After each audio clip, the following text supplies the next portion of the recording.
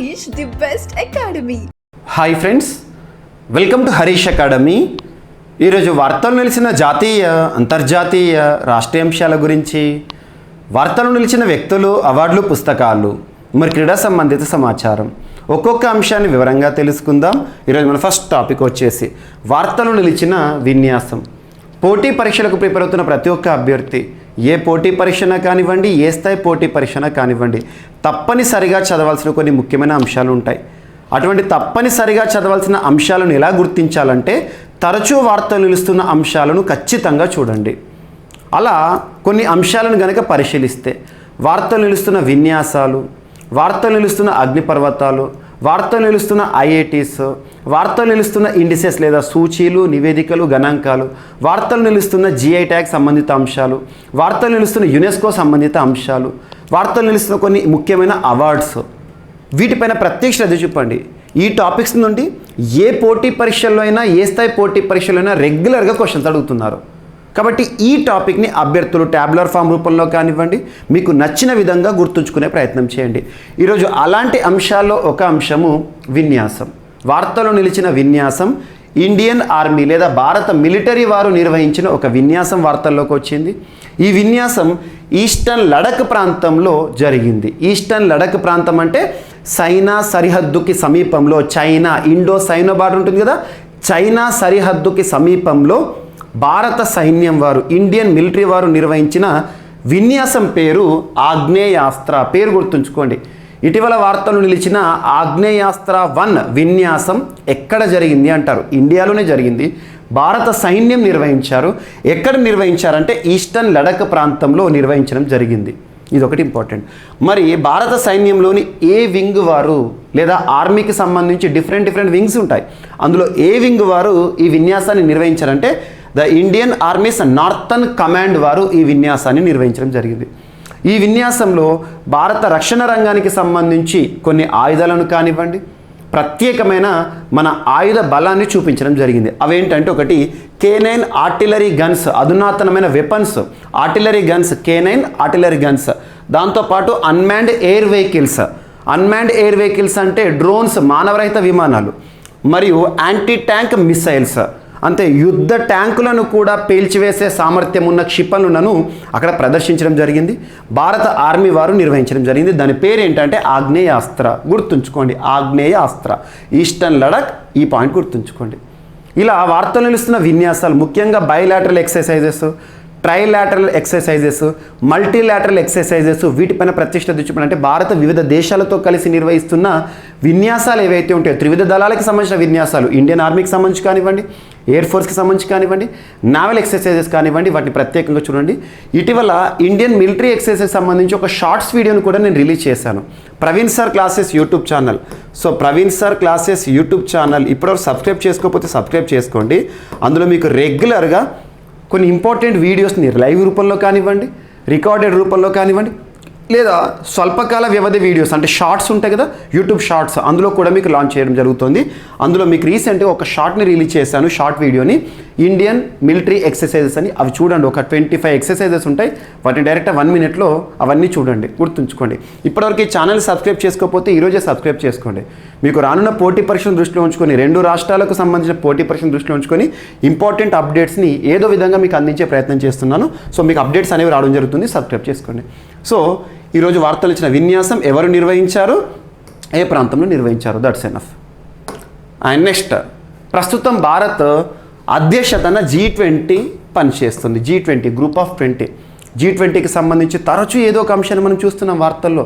G20కి సంబంధించిన సదస్సులను చూస్తున్నాం మనం. ఇక్కడ భారత ఆధ్వర్యంలో G20కి సంబంధించిన ఒక సమ్మిట్ జరిగింది, గోవాలో జరిగింది. ఆ సమ్మిట్ ఏంటంటే 4th అండ్ ఫైనల్, అంటే చివరి 4వ tourism working group meeting. Tourism working group meeting జరిగింది. ఎక్కడ అంటే గోవాలో జరిగింది. ఈ జూన్ 3rd వీక్లో జరిగింది. అందులో భారతదేశంలో టూరిజం కోఆపరేషన్కి సంబంధించిన ఒక ఒప్పందం వార్తల్లోకి వచ్చింది. ఆ ఒప్పందాన్ని కుదుర్చుకున్న సంస్థ ఏంటి అంటే భారత ప్రభుత్వంతో UNWTO. UNWTO అంటే United Nations World Tourism Organization. World Tourism Organization. ఈ WTOలు 3 ఉంటాయి. వరల్డ్ టూరిజం ఆర్గనైజేషన్ ఉంటుంది, వరల్డ్ ట్రేడ్ ఆర్గనైజేషన్ ఉంటుంది, వరల్డ్ టాయిలెట్ ఆర్గనైజేషన్ ఉంటుంది. ఇక్కడ మనకు టూరిజం కాబట్టి UNWTO గుర్తుంచుకోండి, వరల్డ్ టూరిజం ఆర్గనైజేషన్, ఐక్యరాజ్య సమితికి సంబంధించిన అనుబంధ సంస్థ వార్తల్లోకి వస్తుందంటే ఖచ్చితంగా మనం గుర్తుంచుకోవాల్సింది ఏంటి? Head quarter. మరి దీని యొక్క హెడ్ క్వార్టర్ ఎక్కడ ఉంది అంటే మ్యాడ్రిడ్ స్పెయిన్. సో స్పెయిన్ వేదికగా పనిచేస్తున్న UNWTOకి భారత ప్రభుత్వానికి మధ్య కుదిరిన ఒప్పందం వార్తలోకి వచ్చింది. ఈ ఒప్పందం యొక్క ఉద్దేశం ఏంటంటే భారతదేశంలో టూరిజం మినిస్ట్రీ, సో టూరిజం మంత్రిత్వ శాఖ ప్రస్తుతం ఎవరు కన్సర్న్ మినిస్టర్గా విధులు నిర్వర్తిస్తున్నారు? జి కిషన్ రెడ్డి గారు. సో భారతదేశంలో టూరిజంని అభివృద్ధి చేయడానికి ప్రత్యేక ప్రోత్సాహకాన్ని వీళ్ళు అందిస్తారు, భారతదేశానికి సహకారం అందిస్తారు. ఈ ఒప్పందం ఎక్కడ కుదిరింది? 4th and final G20 tourism working group meeting ఎక్కడ జరిగింది? ఇది గోవాలో జరిగింది, గుర్తుంచుకోండి. అండ్ నెక్స్ట్, భారత ప్రధాని అమెరికా పర్యటనలో ఉన్నారు. అమెరికా పర్యటన సందర్భంగా భారతదేశంతో అమెరికా కుదుర్చుకున్న లేదా అమెరికాతో భారత్ కుదుర్చుకున్న కొన్ని ఒప్పందాలు వార్తలు నిలిచాయి. So very very important. ఇక్కడ 3 పాయింట్స్ లేదా 4 పాయింట్లు గుర్తుంచుకోండి, దట్స్ ఎనఫ్. సో భారత ప్రధాని మోదీ అమెరికా పర్యటన సందర్భంగా భారత్ అమెరికా మధ్య పలు కీలక ఒప్పందాలు కుదిరాయి. వాటిని పరిశీలిస్తే ఒకటి, 2 దేశాలకు సంబంధించి ఇరు దేశాల నడుమ కుదిరిన మ్యారిటైమ్ ఒప్పందం ప్రకారం, మ్యారిటైమ్ అంటే సముద్ర సంబంధిత ఒప్పందం ప్రకారం ఆసియా ప్రాంతంలో సంచరించే అమెరికా నావికాదళం నౌకలు ఒకవేళ మరమ్మతులకు గనక గురైతే భారత్లోని షిప్ యార్డుల్లో ఆగవచ్చు, మరమ్మతులు చేసుకోవచ్చు. అంటే సముద్ర ప్రయాణం చేస్తున్న అమెరికాకి సంబంధించిన నావల్ షిప్స్ ఉంటాయి కదా, ఆ నావల్ షిప్స్ కనుక ఏదైనా రిపేరింగ్ కానివ్వండి, ఏదైనా సమస్యాత్మకంగా కానివ్వండి, ఏదైనా మరమ్మతులు కావాలి, దానికి మన సహాయం కోరినప్పుడు భారతదేశంలోని పోర్టుల్లో ఆగొచ్చంట, షిప్ యార్డుల్లో ఆగొచ్చంట. అక్కడ రిపేరింగ్ వర్క్స్ కానివ్వండి, కాసేపు వారికి అవసరాలు ఏవైతే ఉంటే తీర్చేసుకొని వెళ్ళొచ్చట. దానికి భారత ప్రభుత్వం సహకరించాలి, మ్యారిటైమ్ ఒప్పందం, గుర్తుంచుకోండి. అండ్ నెక్స్ట్, సముద్రాలపై నిఘా కోసం ఆర్మర్డ్ MQ-9B ఇటీవల చెప్పాను మీకు. MQ-9B డ్రోన్లను భారతదేశం ఏ దేశం నుండి కొనుగోలు చేయడానికి ఒప్పందం కుదుర్చుకుంది అంటారు? సో అమెరికా నుండి భారత్ కొనుగోలు చేయనుంది, దీనిపై ఒప్పందం కుదిరింది. MQ-9B డ్రోన్స్, గుర్తుంచుకోండి. నెక్స్ట్, అమెరికాకు చెందిన చిప్ తయారీ కంపెనీ మైక్రాన్ సంస్థ, గుజరాత్లో సెమీ కండక్టర్ల తయారీ పరీక్షల ఎగ్జామినేషన్ ప్లాంట్ని ఏర్పాటు చేయనుంది. ఇందుకోసం $800 మిలియన్ పెట్టుబడిగా పెట్టనుంది, గుర్తుంచుకోండి. అమెరికాకు చెందిన చిప్ తయారీ సంస్థ మైక్రాన్ సంస్థ గుజరాత్లో సెమీ కండక్టర్ మ్యానుఫ్యాక్చరింగ్ ఫ్యాక్టరీని లేదా ప్లాంట్ని ఏర్పాటు చేయబోతుందంట. నెక్స్ట్, H1B వంటి వీసాలు ఉన్నవారు అమెరికాలోనే వీసా రెన్యువల్ పొందేలా తొలి దఫాలో పైలట్ ప్రాజెక్ట్ మొదలు పెట్టాలని యోచన. అక్కడే ఇప్పుడు H1B వీసాస్ తీసుకోవడానికి అమెరికాలో ఉన్న వాళ్ళు ఎవరైతే ఇండియన్స్ ఉంటారో వారు ఇండియాకు వచ్చేసి స్టాంపింగ్ వేసుకొని వెళ్తారు. దీనికి సంబంధించి అక్కడే పైలట్ ప్రాజెక్ట్ కింద శాంపుల్గా చేస్తున్నారు. సో ఇండియాకు రాకుండానే అక్కడే వాళ్ళకు వీసా సంబంధిత అంశాలను క్లియరెన్స్ ఇవ్వడం అన్నట్టు. సో ఈ 4 ఒప్పందాలు గుర్తుంచుకొని వెరీ వెరీ ఇంపార్టెంట్. సో గగనతలంలో శత్రుదేశం పై చేయి సాధించేందుకు మెరుపు వేగంతో, అంటే భారతదేశం శత్రుదేశంపై పై చేయి సాధించడానికి దూసుకెళ్ళిపోయే యుద్ధ విమానాలు అవసరం. ఆ విమానాలకు అపార శక్తిని సరఫరా చేసే జెట్ ఇంజన్లే వాటికి సంబంధించిన గుండెకాయ. అలాంటి అత్యంత అధునాతన F-14 జెట్ ఇంజన్లను భారత్లో తొలిసారిగా తయారు చేసేందుకు మార్గం సుగమమైంది. ప్రధాని మోదీ అమెరికా పర్యటన సందర్భంగా ఇది సాధ్యమైంది. భారత్లోనే ఫైటర్ జెట్ ఇంజన్లను తయారు చేసేందుకు సంబంధించిన చారిత్రాత్మక ఒప్పందం జనరల్ లేదా ఎలక్ట్రిక్ ఏరోస్పేస్ హిందుస్థాన్ ఏరోనాటిక్స్ మధ్య అమెరికాలో ఒప్పందం కుదిరింది, గుర్తుంచుకోండి. సో ఈ ఒప్పందాలపైన మీకు రానున్న పోటీ పరీక్షలో క్వశ్చన్స్ వచ్చే అవకాశాలు ఉన్నాయి. సో అమెరికా పర్యటనకు సంబంధించి ఒప్పందాలు. అండ్ నెక్స్ట్, ఇండస్ ఎక్స్, ఇది ఇండియా అమెరికాకి సంబంధించిన డిఫెన్స్ కోఆపరేషన్కి సంబంధించిన ఒప్పందం ఇటీవల వార్తల్లోకి వచ్చింది. India US defence acceleration ecosystem. So గుర్తుంచుకోండి, ఇండియా US డిఫెన్స్ యాక్సిలరేషన్ ఎకోసిస్టమ్కి సంబంధించిన ఒప్పందం. ఎందుకు? మోర్ ఇన్నోవేటివ్, అధునాతనమైన, యాక్సెసిబుల్ అండ్ రెసిలియంట్, అధునాతనమైన డిఫెన్స్ సహకార ఒప్పందం అని చెప్పవచ్చు. ఏ 2 దేశాల మధ్య? ఇండియాకి అమెరికాకి మధ్య. ఇటీవల వార్తలు ఇచ్చిన ఇండియా US డిఫెన్స్ ఇన్నోవేషన్ ఒప్పందం అని గుర్తుంచుకోండి. రక్షణ రంగానికి సంబంధించిన ఒప్పందం అమెరికాలో కుదిరింది. అండ్ నెక్స్ట్, భారత్లో పోషకాహార లోపం అతిపెద్ద సమస్యగా ఉందని చెప్పేసి ప్రపంచ ఆహార నివేదిక చెప్పింది. ఆహారం, ఫుడ్ అనే పదం వచ్చిందంటే దాని హెడ్ క్వార్టర్ ఖచ్చితంగా రోమ్లోనే ఉంటుంది, ఇటలీ, గుర్తుంచుకోండి. భారతదేశంలో పోషకాహారాలేమి, ముఖ్యంగా సూక్ష్మ పోషకాల లోపం అధికంగా ఉంది. దీనిపై తక్షణమే దృష్టి సారించాలి. ప్రజల ఆరోగ్యాన్ని దెబ్బతీస్తున్న పైకి కనిపించని ఆకలిని వెంటనే ఎదుర్కోవాలి. పోషకాహార లోపం సరిపడా ఆహారాన్ని తీసుకోకపోవడాన్ని సూచిస్తుంది. దీనివల్ల వ్యక్తుల ఆరోగ్యాన్ని కాపాడుకోవడానికి అవసరమైన పోషకాలు, శక్తి లభించవని ఆహార నిపుణులు తెలిపారు. International food policy research institute గుర్తుంచుకోండి, ఇటీవల విడుదల చేసిన the global food policy report ఈ మేరకు వెల్లడించింది. ప్రపంచవ్యాప్తంగా 2014లో పోషకాహార లోపం ఉన్నవారు, అంటే ఆహారము పోషకాహార పదార్థాలు దొరకకపోవడం వల్ల 57.20 కోట్ల మంది ఇబ్బంది పడ్డారంట. అది కాస్త 2021 నాటికి 76.80 కోట్లకు పెరిగిందంట. అంటే ఆహార లోప సమస్యలు పెరుగుతున్నాయి అన్నట్టు.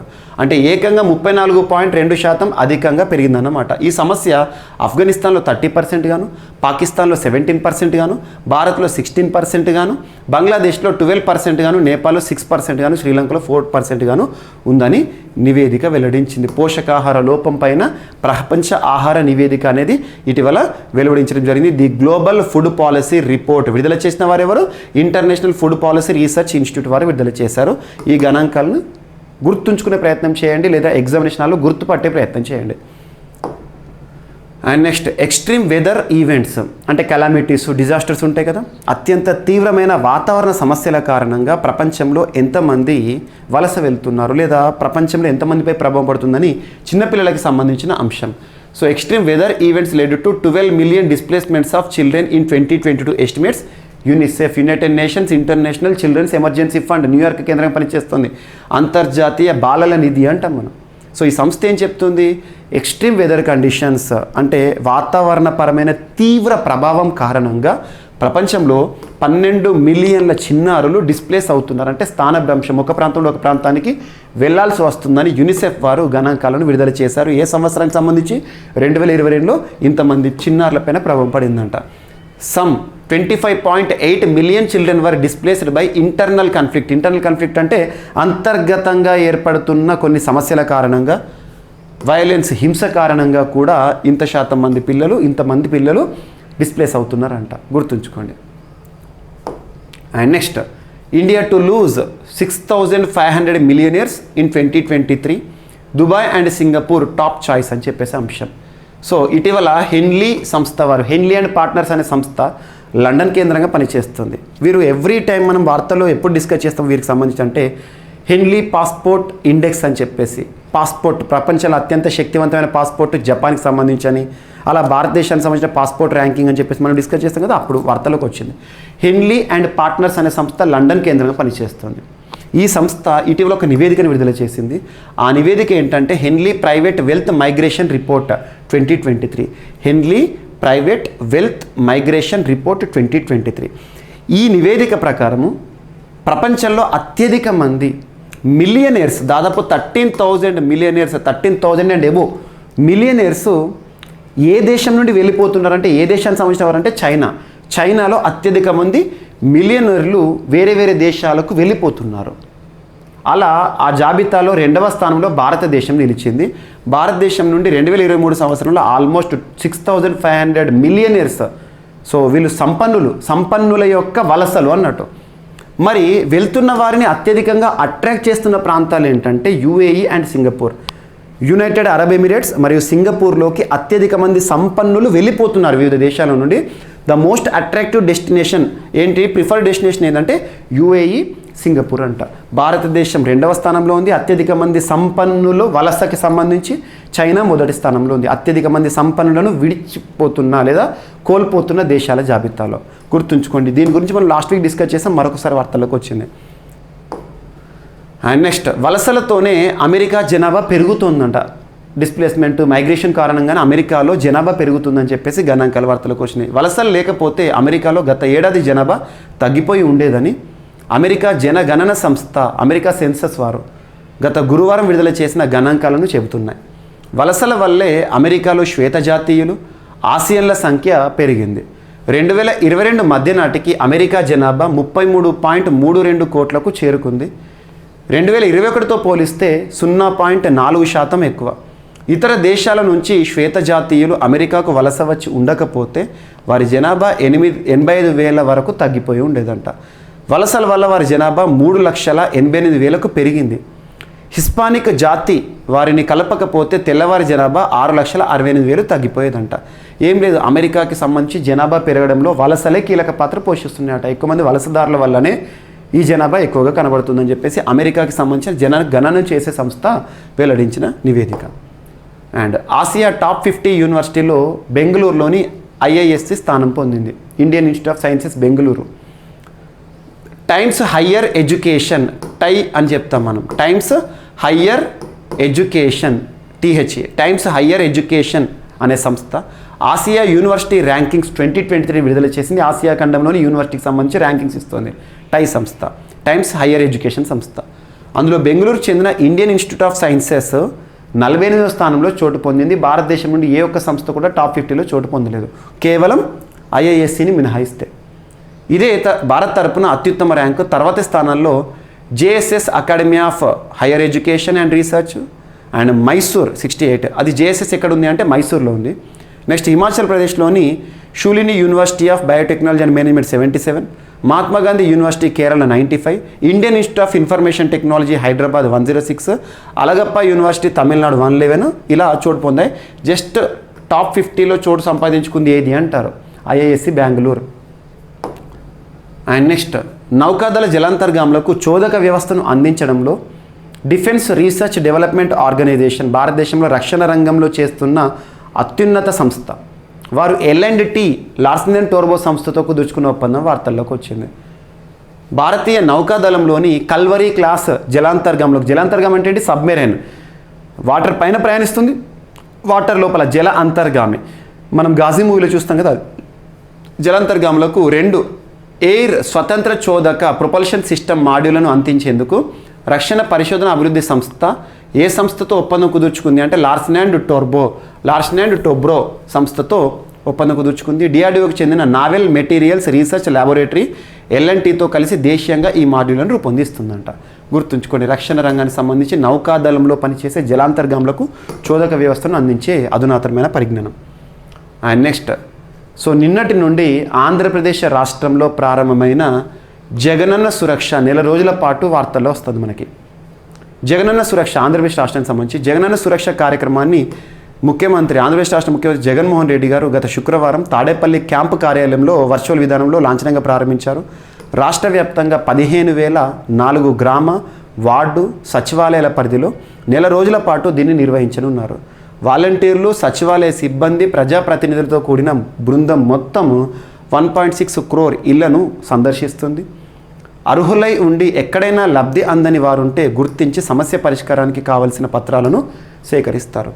ధృవీకరణ పత్రాలు అవసరమైతే డాక్యుమెంట్లు తీసుకొని దరఖాస్తులు దగ్గరుండి పూర్తి చేస్తారు. ఏం లేదు, జగనన్న సురక్ష నెల రోజుల పాటు జరుగుతుంది గ్రామ వార్డు సచివాలయాల పరిధిలో గుర్తుంచుకోండి. అండ్ అంతర్జాతీయ బాక్సింగ్ సంఘం హెడ్ క్వార్టర్ ఇక్కడ లసానే స్విట్జర్లాండ్లో ఉంటుంది. ప్రముఖ అంతర్జాతీయ సంస్థల హెడ్ క్వార్టర్స్ అన్నీ కూడా స్విట్జర్లాండ్లో ఉంటాయి మ్యాక్సిమం, ఓకేనా. సో అంతర్జాతీయ బాక్సింగ్ సంఘం గుర్తింపును రద్దు చేసింది అంతర్జాతీయ ఒలింపిక్ సంఘం వారు. ఎగ్జామ్లో అడగొచ్చు, ఈ క్రింది వారిలో ఏ అంతర్జాతీయ సంస్థ యొక్క గుర్తింపుని రద్దు చేయడం జరిగింది వార్తలకు వచ్చిందని అలా అడుగుతారు. అంతర్జాతీయ బాక్సింగ్ సంఘం IBA ఇంటర్నేషనల్ బాక్సింగ్ అసోసియేషన్ గుర్తింపును IOC ఇంటర్నేషనల్ ఒలింపిక్ కౌన్సిల్ వారు రద్దు చేయడం జరిగింది. IBA అంతర్జాతీయ ఒలింపిక్ సంఘం మధ్య చాలా కాలంగా వివాదం నడుస్తోంది. బాక్సింగ్ సంఘం తన సూచనలను పెడచెవిన పెట్టడంతో IOC చర్యలకు దిగింది.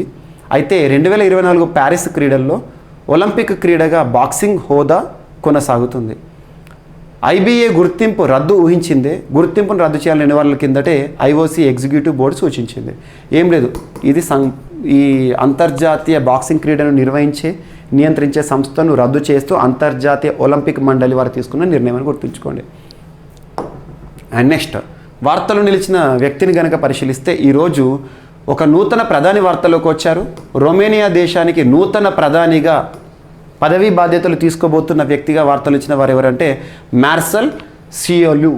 సో మార్సెల్ అని గుర్తుంచుకొని మార్సెల్ సియోల్యూ వారు వార్తలు నిలిచారు. ఏ దేశానికి నూతన ప్రధానిగా అంటే రొమేనియా. సో రొమేనియా గుర్తుంచుకోండి. So Marcel Ciolacu is expected to become the new prime minister later this week. ఈ వారంలో తను పదవీ బాధ్యతలు తీసుకోబోతున్నారు. సో రొమేనియా దేశానికి నూతన ప్రధాని అని గుర్తుంచుకోండి సరిపోతుంది. సో ఇవి ఫ్రెండ్స్ ఈరోజు వార్తలు ఇచ్చిన అంశాలు. ఒకసారి ర్యాపిడ్గా చూస్తే ఆగ్నేయాస్త్ర 1 అనే విన్యాసం వార్తలోకి వచ్చింది. ఈస్టర్న్ లడఖ్లో భారత సైన్యం వారు నిర్వహించడం జరిగింది. ఇండియా మరియు UNWTO మధ్య కుదిరిన ఒప్పందం, టూరిజం కోఆపరేషన్ ఒప్పందం. అండ్ అమెరికాతో రక్షణ రంగ ఒప్పందం అనేది వార్తలకు వచ్చింది. 4 పాయింట్స్ ఏవైతే ఎక్స్ప్లెయిన్ చేస్తాం ఒకసారి గుర్తుంచుకోండి. And Indus X India and US defence innovation ఒప్పందం. అండ్ భారత్లో పోషకాహార లోపం అనేది అతిపెద్ద సమస్యగా ఉందని ప్రపంచ ఆహార నివేదిక వెల్లడిస్తోంది గణాంకాలను. అండ్ ఎక్స్ట్రీమ్ వెదర్ కండిషన్స్, అత్యంత తీవ్ర వాతావరణ పరిస్థితుల కారణంగా ప్రపంచంలో ఎంతమంది చిన్నారులు డిస్ప్లేస్ అవుతున్నారనే అంశం. అండ్ భారతదేశం నుండి ఎంతమంది సంపన్నులు ఈ సంవత్సరంలో దేశం విడిచిపోతున్నారని చెప్పేసి గణాంకాలు. వలసలతోనే అమెరికా జనాభా పెరుగుతోందని చెప్పేసి అమెరికా జనగణన సంస్థ వారు నివేదిక వెల్లడించారు.